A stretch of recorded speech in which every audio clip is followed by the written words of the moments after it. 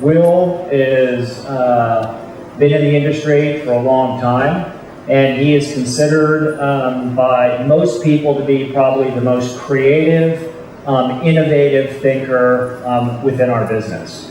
Not just even within our business, but within all media. TV, film, books, literature. He's been incredibly influential with the titles that he's created. He started off with SimCity quite a few years ago, which I'm sure a few of you are familiar with. And then he created a product called The Sims. And The Sims is the biggest selling PC game of all time that sold over 100 million copies worldwide. It is a hugely, hugely successful and just a wonderful product to be playing with. And today you're going to get a little bit of insight into his next product, which is Spore. Now, Spore came out with a creature creator. We came out with a creature creator just a few weeks ago, and already there are over 2 million creatures that have been uploaded and put into the Spore world and into the Spore universe. That's amazing. That's half the population of Singapore. There's these little Spore creatures who are running around in the virtual world, so it's really been a phenomenon. So let's give a real warm welcome to Will Wright. So actually today I'm going to talk to you a little bit more generally kind of about game design and the way I approach it. I was kind of told that a lot of you were kind of interested in interactive design and new media and stuff like that. And there's really not a large body of kind of teaching material for that. I think game designers from my era are kind of winging it and learning as we go. But as part of that, we're trying to find ways to convey that and teach to the next generation things that we've learned. Now, when I started computer games, this is pretty much state of the art. This is the first flight simulator game that I played on my Apple II computer back around 1980. Nowadays it's a little bit different. It's actually remarkable how much our industry has advanced over the last 30 years or so. Now, a lot of people kind of write me saying, what does it take to become a game designer? How can I become a game designer? And these are people that play a lot of games, and they assume that since they play a lot of games and they're really into games, that they would of course make a great game designer. But really the hard part about being a game designer isn't the game part, it's the designer part. Really there's a whole set of skills that as a designer you have to kind of learn to be very comfortable with, tools, processes, methods, that game design is probably amongst the most challenging of all the design fields. I actually get a lot of people actually writing me with game design proposals, in the mail. Most of them kind of look about like this, and really as a designer you have to bring a lot more organization to kind of what you're doing, and a lot more thought and process. Now, we've been informed in game design from a lot of different formats, a lot of different media. A lot of it's storytelling and linear media. And that's important, but I think game design is probably taking too much from that. Really, game design is a much broader design field. We're actually taking a lot of stuff from things like architecture, toy design, product design, fine art, math, and behavioral sciences. So really, game design encompasses a much broader set of fields than just movies, TV, books. Now, it used to be that things were taught under an apprenticeship model.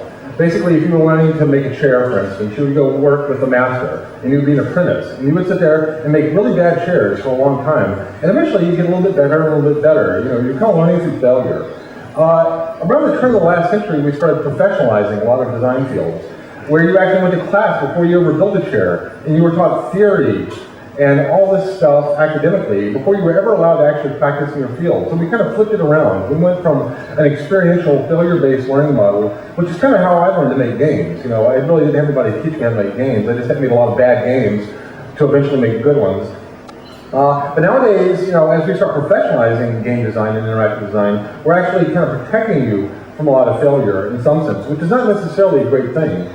There was a story I heard a while back, and it was a guy who was teaching a pottery class, art professor, and he tried an experiment one year. He took half of this class, and he said, I'm going to base your grade on one pot. I want you to make one perfect, beautiful pot, and that's going to be your grade.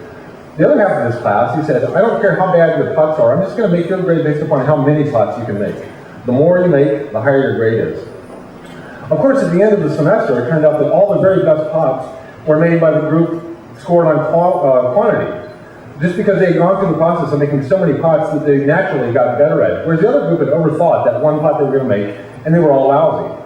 So there is value, I think, to this kind of failure-based learning model. Industrial design is a really interesting thing. Now, one of the things I want to talk to you a little bit about today is how you can take design inspiration from all these different fields that you may not have thought of applying to game design or interactive design. In industrial design, you basically learn to look at any artifact, let's take a chair for instance, and decompose it into a number of different design requirements. So you can imagine anything that you design as a designer has a whole bunch of possibly conflicting design requirements, that you have to make decisions as a designer around. You can actually take these design requirements and kind of build a functional tree. You can see some of these requirements are based around how comfortable the chair is, how cheap it is to produce, etc. In some sense, as a designer, you're balancing all the branches of this tree. Game design is no different. Game design is a very elaborate set of balanced decisions. The designer is always kind of weighing these factors against each other. In fact, the tree is probably more like this. You're making decisions at every level of scale, from major decisions over what genre your game is about to very minor decisions. Where do we put this button? What color is this thing? So the designer really, in some sense, is performing this huge balancing act amongst all these different factors, and how they basically strike these balances will determine the quality of what you design. One of the things you learn from industrial design is the value of prototyping. There's a huge amount of value, in building very simple little prototypes of your ideas. Typically, when we do prototypes, we did like 200 prototypes per spore as we were developing it. Some were simulation prototypes, some were gameplay prototypes. But these are things that we typically could build in about a week, and then start playing with and get a sense of, is this fun to play with? Or is this an easy thing to simulate? And then we can actually kind of imagine these prototypes as like little landmarks inside of what might eventually become our game. So in some sense, prototyping in the interactive industry is like storyboarding is for filmmakers. It's a way for us to sketch out ideas and start actually interacting with them, because that's kind of the essence of our format. Typically, when I do a game, I do a lot of research on the front end, read a lot of books, and from those books, I actually start building very simple simulation prototypes of various aspects of those systems. Once we find interesting simulations that are kind of fun to play with, we go to the next level and we start building gameplay prototypes. We're actually going in and we have like little goal-directed structures, kind of interactive. Frequently, we will iterate on these. We will kind of retune them until they're more interesting. A lot of times, they'll cause us to go back and do different branches of research. So this whole thing is a very iterative exploration where the prototypes, along with your research, become part of you exploring the potential space. Now, the prototypes we did for Spore, we probably, of all the prototypes we built, and there were several hundred, maybe 20% of them actually ended up covering stuff that was really in the game. 80% of the prototypes that we built around Spore were things that we eventually decided not to put in Spore. And that's really important, is that we really wanted to find the 20% that was fun, but to find that 20%, you actually had to explore the 100%. So the 80% that we didn't use was not wasted effort. It was helping make sure that the 20% was the really interesting, cohesive whole that the eventual game became. Another kind of lesson that you learn from industrial design is the kind of black box method. Can a player, in kind of looking at this game from the outside, figure out the way it works? This starts with the user interface. Can they figure out how the controls work? Because it's pretty much a given that nobody's going to read manuals.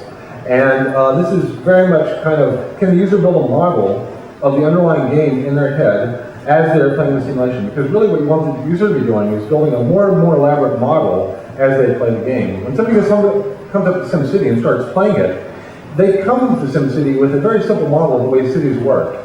As they start playing the game has another underlying representation of the way cities work. And what you're really doing is increasing the resolution of the player's mental model over time. So in some sense, these simulations are compilers for mental models inside the player.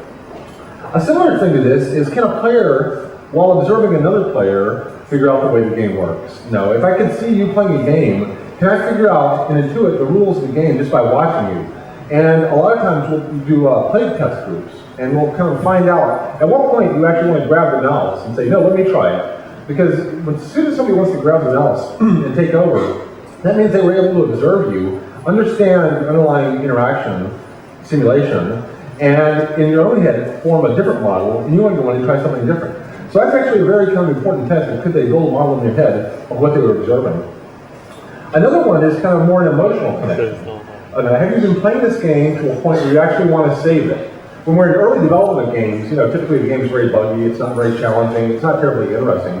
But there's always some point in development where I want to save my progress, because I don't want to lose my progress, and I want to continue in that same game.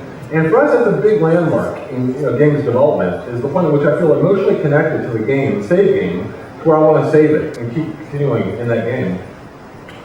Now, outside of industrial design, another interesting area that we learned in game design is